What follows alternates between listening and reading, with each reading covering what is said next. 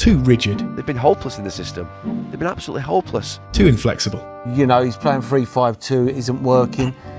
Good managers change. Too idealistic. Bringing a manager like that in terms of the system that he played, I don't think ever really suited the club of the traditions of Manchester United. Ruben Amorim's system has faced relentless criticism since he became manager at Manchester United. And it's no wonder fans and players alike have questioned it during rough patches. But if there's one surefire way to validate any game plan, it's by winning matches. Gets the cross in, finds Mason Mount, towards the back post, Harry Maguire! Going to fight this back, Brian Mbeumo in the penalty area, finishes it off! No nerves now! For the first time under Amorim, United have strung together 3 Premier League wins in a row. Though, getting there probably left many fans shitting themselves by the end of that Brighton game. It feels vaguely embarrassing that 3 straight wins are seen as an accomplishment for United. Yet it's the first time they've achieved this under Amorim, and the first time for the club since February 2024. That certainly counts for something, right? But despite sticking to the same system that fell under heavy scrutiny just weeks ago, what has Amorim recently changed at United to spark this turnaround? Since beating Liverpool away for the first time in 10 years and the positive psychological boost it undoubtedly provided, the narrative surrounding Amorim has shifted. No longer are people rambling on about whether he needs to change his 3-4-3 formation, though it's clear there have been tweaks to his methods under the hood. A recent facet of United's game plan has been Amorim adapting his system to get results. While high possession remains the foundation of their play, the head coach has started prioritising a more direct approach, utilising long passes to transition into the attacking third quickly, or focusing on winning second balls from goal kicks. The rise of man-to-man marking in the Premier League has led teams to embrace this more direct style, as going long can effectively catch opponents out of structure. However, as with everything in football, and in life I suppose, there's a risk if it's not executed with precision and purpose.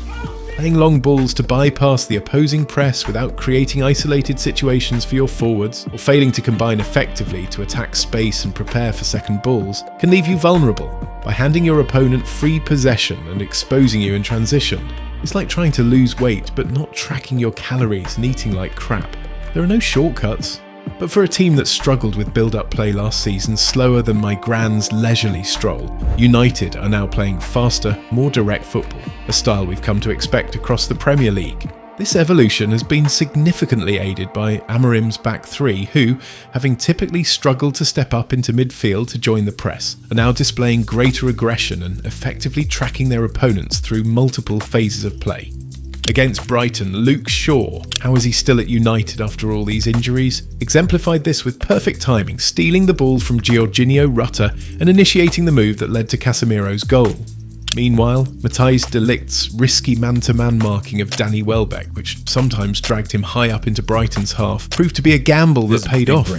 Moreover, the 2 number 10s, Matheus Cunha and Brian Mbeumo, have injected new life into United's transitional attacks by steering clear of the slack passes and heavy touches that plagued United's attacking rhythm in previous seasons. Better at protecting possession in the final third, they exhibit a maturity in their decision-making that brings the best out of their teammates. What's more, they can actually convert chances. And as a battle-tested Premier League proven duo, they exemplify why it's often wiser to recruit from within England when spending big on signings. We have different players, more suit to this type of style. But it's a big difference. By the way, if you're enjoying the video so far, we'd be incredibly grateful if you subscribed. Your support helps us grow and continue creating the content you love. With a simple yet ingenious tweak to his forward line, particularly by rotating Benjamin Sesko in and out of the starting lineup, Amorim can adapt his team to maximise opportunities from attacking second balls. While the flick-ons from the towering striker enhance United's ability to play direct, as seen in their matches against Chelsea and Sunderland, a more aggressive direct approach is often necessary against opponents with the ability to mark your striker out of the game.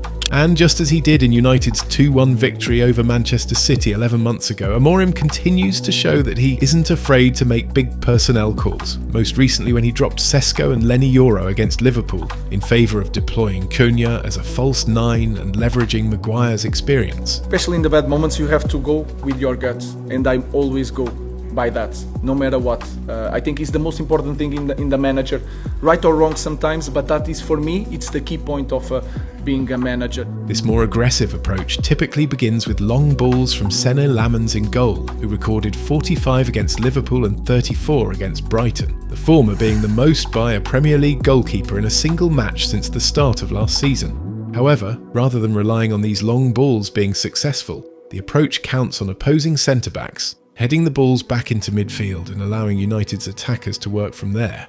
Against Liverpool, for instance, Lammens completed only 8 successful long passes, but United were more than ready for the second ball, and they knew how to attack it. With Lammens targeting his passes to Mbeumo down the right side, the idea was to force Virgil van Dijk or Milos Kerkez into a duel with the Cameroonian and leverage Cunha and Bruno Fernandes' tireless running and quick feet to win the second ball. From there, they would quickly switch to Ahmad or Patrick Dorgu on the wings and progress the play. Even in the second half, when Amorim's side lost some composure and became more vulnerable in transition, Liverpool's attacks stemmed from United's mistakes in possession or failure to capitalise on counter-attacking situations, rather than losing the second ball after playing long.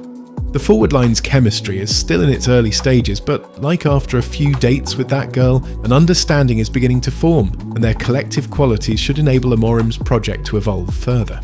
Sesko's speed and aerial ability make him an imposing target man for teammates to build their attacks around. Cunha and Mbeumo bring bite and brilliance in equal measure, and their presence should strengthen the team's overall structure, allowing the wing-backs to excel down the flanks while ensuring a steady flow of chances through the middle. Add to this Senne Lammens, who has brought stability to a previously chaotic goalkeeping situation, and Ineos's bold approach to the summer window is starting to yield positive results. At the same time, Amorim's side has looked stronger defensively since adjusting its structure when out of possession.